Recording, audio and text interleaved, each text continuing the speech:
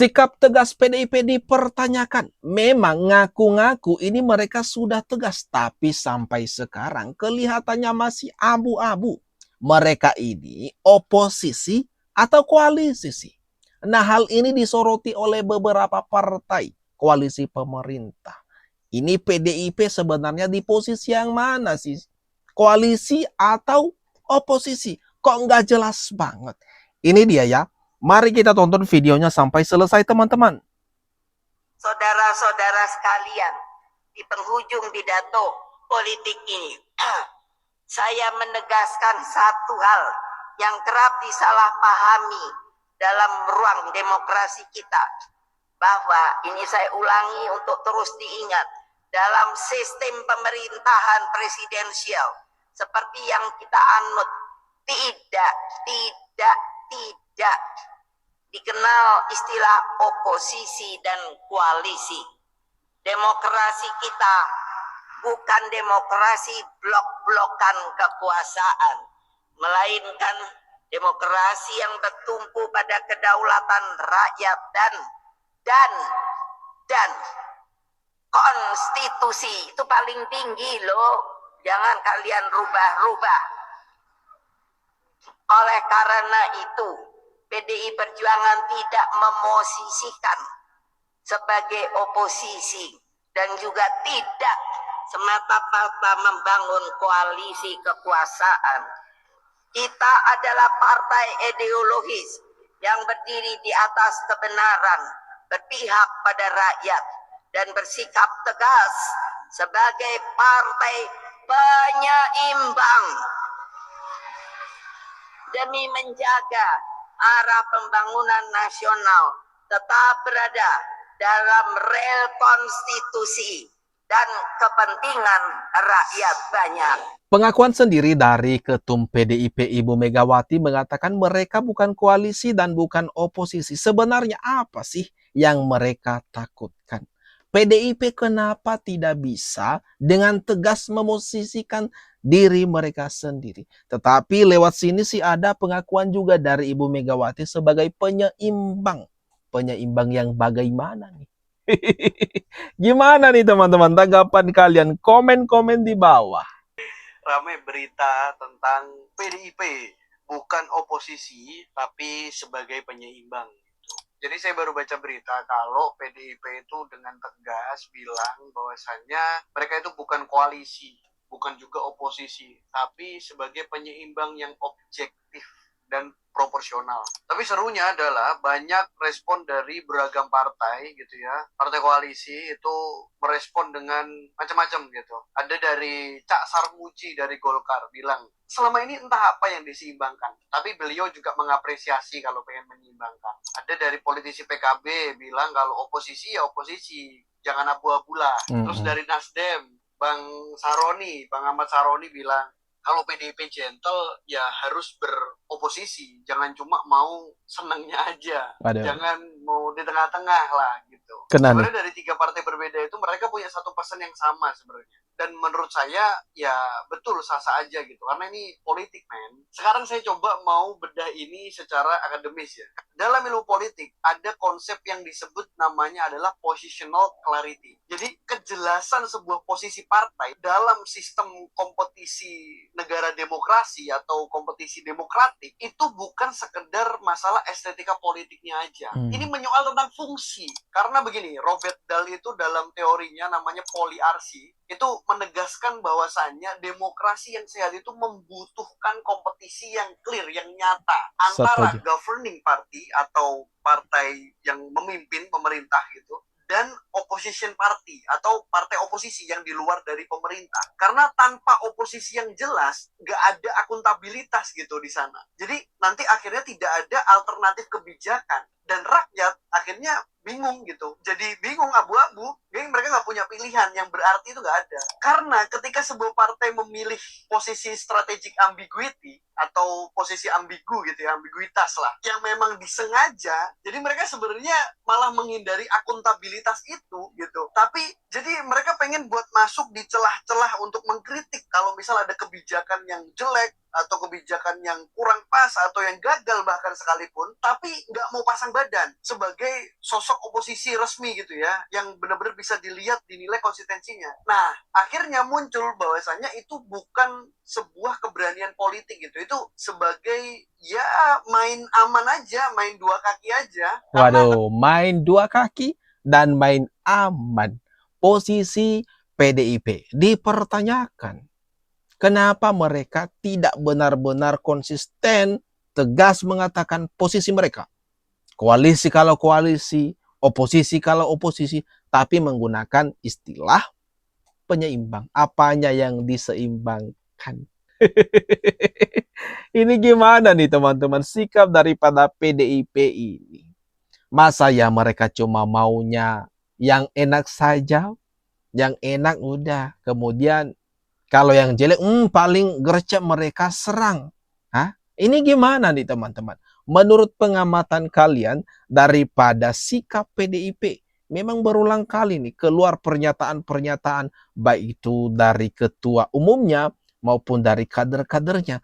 Tidak ada pernyataan yang memang gentle mengatakan kalau mereka itu oposisi atau koalisi. Enggak ada tuh. Kenapa mereka enggak berani teman-teman? Coba, menurut kalian, tuliskan di kolom komentar di bawah. Terungkap dalang dibalik demo penolakan MBG adalah dari kubu PDI Perjuangan.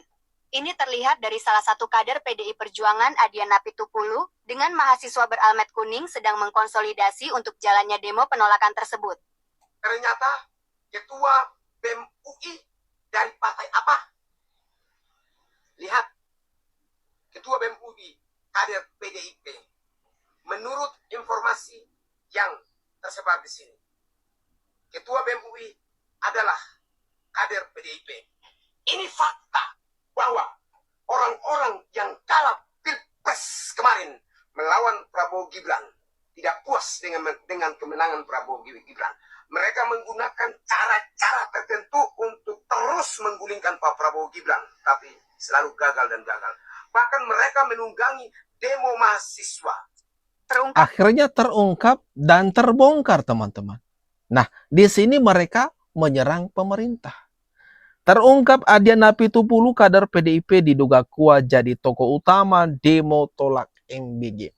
Mereka menolak MBG. Mereka protes keras MBG. Tapi ada kabar lain teman-teman. Katanya ada kader-kader daripada PDIP yang jadi mitra MBG. Ini gimana nih teman-teman? Apakah mereka sedang main aman, main dua kaki, atau apa nih sebenarnya posisi daripada PDIP? Sangat membingungkan, benar-benar sangat membingungkan. Kalian hati-hati loh. Saya kasih peringatan mereka itu. Saya tahu siapa yang bayar demo, gue tahu itu. Tapi nggak ada bayar demo. Ditanya anak-anak demo nggak ngerti. Mau demo apa ya? Kami dibayar 200.000. Tapi ada. Saya nggak mengerti. Saudara kita ini kalau merasa kalau kita di dalam pertandingan gitu ya, kita jadi supporter kan, kita dukung satu tim. Ayo maju. Negara kita ini lagi bersaing sama banyak negara. Harusnya bangsa ini kompak. Kalau ada yang kurang, temen yang kurang, tim kita lagi mainnya kurang bagus, ya tetap di supporter ya. Nanti begitu sudah selesai pertandingan baru dikoreksi. Jangan lagi main bawa bola salah, goblok. Lagi main di tengah lapangan disorak-sorakin. Ini Presiden Prabowo mengatakan dengan tegas, keras, kalau ia mengetahui siapa yang membayar demo. Ada yang ngaku dapat 200.000, namun ketika ditanya untuk apa demo, apa yang dituntut, tetapi tidak diketahui. Kira-kira teman-teman, Pernyataan tegas Presiden Prabowo ini tertuju sama pihak mana nih? Pihak mana nih yang dituju yang sedang disindir oleh Presiden Prabowo? Awas saja, kalau nanti Presiden Prabowo hajar tuh kalian yang suka bayar-bayar demo. Gimana nih kalau menurut pendapat kalian? Komen-komen di bawah. PDIP bilang mereka bukan oposisi, tapi juga tidak berada di dalam pemerintahan. Mereka menyebut diri sebagai penyeimbang. Masalahnya, penyeimbang yang seperti apa yang menjadi otak kericuhan? Kalau kita perhatikan, setiap kali muncul gejolak politik nasional, nama PDIP hampir selalu ikut masuk dalam perdebatan publik. Agustus 2025, publik mempertanyakan posisi politik mereka. Juni 2026, pertanyaan yang sama kembali muncul. Aktor boleh berganti, isu boleh berubah, tapi polanya tetap sama. Kenapa? Karena sampai hari ini, publik masih sulit membaca posisi politik PDIP secara tegas. Di satu sisi, mereka mengkritik pemerintah. Itu sah. Dalam demokrasi, kritik memang diperlukan. Tapi di sisi lain, mereka juga tidak pernah secara tegas mendeklarasikan diri sebagai oposisi. Akibatnya, muncul ruang abu-abu. Dan dalam politik, ruang abu-abu selalu melahirkan spekulasi. Yang sering tidak kita lihat adalah bahwa demokrasi membutuhkan kejelasan. Partai koalisi jelas mendukung pemerintah. Oposisi jelas mengawasi pemerintah. Rakyat bisa menilai keduanya secara objektif. Tapi kalau berada di tengah-tengah, mengkritik seperti oposisi, namun menolak disebut oposisi. Mendukung sebagian kebijakan, namun menjaga jarak dari tanggung jawab politiknya, maka wajar jika publik mulai bertanya, sebenarnya sedang memperjuangkan apa? Karena pada akhirnya, kepercayaan publik tidak dibangun dari ambiguitas. Kepercayaan publik dibangun dari keberanian mengambil sikap yang jelas. Waduh, ini gimana nih teman-teman? Semakin banyak yang meragukan soal sikap daripada PDIP. Terungkap semua. Terungkap PDIP ini kok nggak berani, nggak gentle mengambil sikap yang benar-benar. Memang kalau memosisikan diri, seharusnya kalau oposisi, ya oposisi dong bilang, kami oposisi, kami koalisi. Nah, ini kok jadi abu-abu? Partai sebesar ini ngambil sikap abu-abu. Mengambil jalan aman. Ini gimana nih teman-teman?